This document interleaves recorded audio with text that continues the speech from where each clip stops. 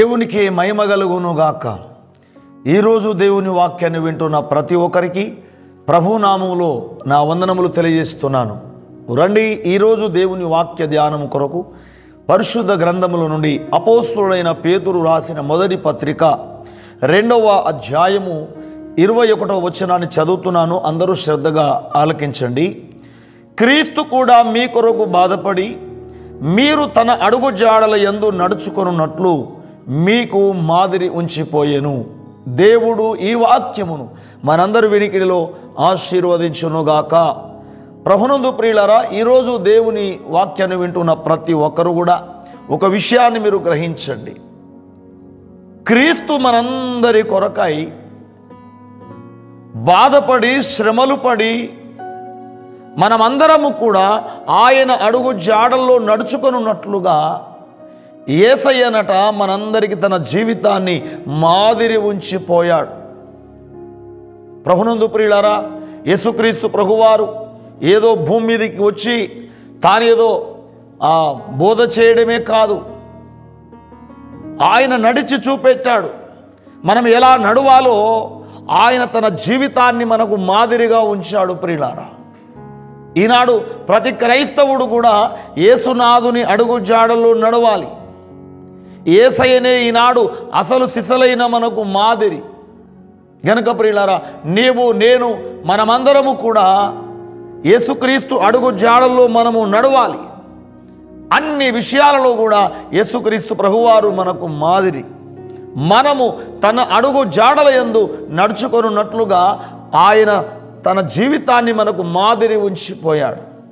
ఆయన ప్రేమలోను పరిశుద్ధతలోను ప్రార్థనలోను ప్రియులారా సహనములోను మరి అన్ని విషయాలలో యేసుక్రీస్తు ప్రభువారు మనకు మాదిరి గనక నేటి రోజు ఒక విషయాన్ని నేను చెప్తున్నాను. యేసుక్రీస్తు ప్రభువారు ప్రత్యేకంగా క్రైస్తవ సమాజానికి ప్రార్థనలో మాదిరి. అన్ని విషయాల్లో కూడా ఆయన మాదిరి.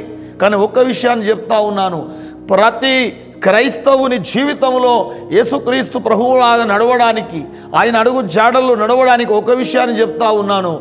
ఆయన పెందల కాడనే అనగా వేకువనే చీకటితో ఉన్నప్పుడే యేసు ప్రభువారు లేచి ప్రార్థించేవాడుగా ఉన్నాడు.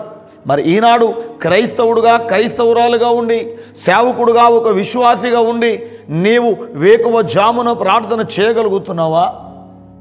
యేసుక్రీస్తు ప్రభువారు అన్ని విషయాల్లో మనకు ఆయన మాదిరి కదా.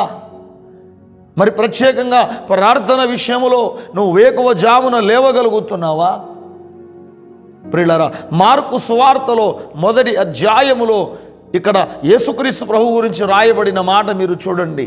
మార్కు సువార్త మొదటి అధ్యాయం 35వ వచనంలో ఆయన పెందల కాడనే లేచి ఇంకను చాలా చీకటిగా ఉండగానే బయలుదేరి అరణ్య ప్రదేశమునకు వెళ్ళి అక్కడ ప్రార్థన చేయుచుండెను. అద్భుతమైన మాట. యేసుక్రీస్తు ప్రభువారు ఆయనకున్న ఒక గొప్ప అలవాటు ఏంటంటే చీకటితో ఉన్నప్పుడే పెందల కాడనే లేచి అరణ్య ప్రదేశానికి వెళ్ళి అక్కడ దేవునికి ప్రార్థన చేయించుండెను. ఒక సేవకుడుగా ఒక విశ్వాసిగా ఉండి క్రైస్తవులుగా పిలువబడుతూ మీరు ప్రార్థన చేయగలుగుతున్నారా? క్రైస్తవ కుటుంబాలలో ప్రతి ఉదయాన వేకువ జామున ప్రార్థన జరుగుచున్నదా? యేసయ్య మా రక్షకుడు అంటున్నారు, యేసయ్య మా మాదిరి అంటున్నారు, యేసయ్య మా సర్వం అంటున్నారు, యేసయ్య మా ఆధారం అంటున్నారు. కానీ యేసయ్య మీకు ఏం నేర్పాడు? ఆయన ఏమి మాదిరి చూపాడు మీకు? మీరు ప్రార్థన చేయగలుగుతున్నారా? ఇంకా సోమరిపోతులాగా నిద్రపోతున్నారా?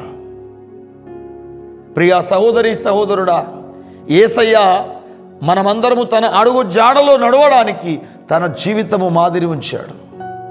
ఆయన ప్రతిరోజు కూడా వేకువనే లేచి చాలా చీకటితో ఉన్నప్పుడే ఆయన ప్రార్థించేవాడుగా ఉన్నాడు. మరి నువ్వు ప్రార్థన చేయగలుగుతున్నావా? యేసుక్రీస్తే ఈనాడు భక్తులందరికీ మాదిరి కదా. ప్రియులారా, ఈనాడు నీవు నేను మనమందరము కూడా యేసు రక్తములో కడగబడిన వాళ్ళముగా, ఇదిగో ఆయన రక్తము చేత కొనబడిన వాళ్ళంగా ఆయన సొత్తుగా ఉంటున్నాం మనం. ప్రియులారా, ఆయన ప్రాణమిచ్చి రక్తమిచ్చి మనను కొనుక్కున్నాడు. తాను మనని రక్షించుకున్నాడు. లోకములో నుండి, పాపములో నుండి, చీకట్లో నుండి ఆయన మనని రక్షించాడు. ఈనాడు ఆయన బిడ్డలుగా ఉంటూ, క్రైస్తవులుగా ఉంటూ ప్రతిరోజు ఉదయం లేవగానే నువ్వు ప్రార్థన చేయగలుగుతున్నావా? కనీసం 5 గంటలకు లేచి నువ్వు 6 గంటల వరకు ప్రార్థన చేయగలుగుతున్నావా? ఈనాడు మీరు క్రైస్తవులైతే, దేవుని బిడ్డలైతే ప్రియులారా, ప్రతిరోజు వేకువనే ఉదయం 5 నుంచి 6 గంటల వరకు మీ ఇంట్లో ప్రార్థన జరిగితే మీ ఇల్లును దేవుడు దీవిస్తాడు, మీ కుటుంబాన్ని దేవుడు దీవిస్తాడు.